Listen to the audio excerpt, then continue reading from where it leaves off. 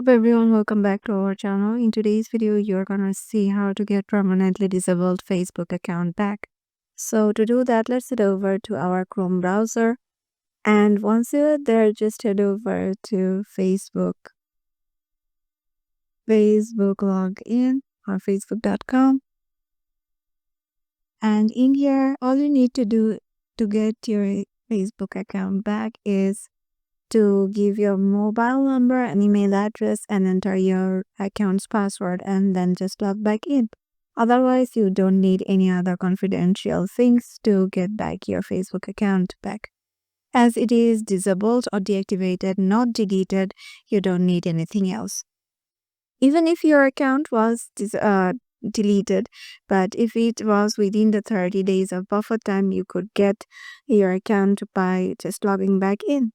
So yeah, this is how you can get your permanently disabled Facebook account back.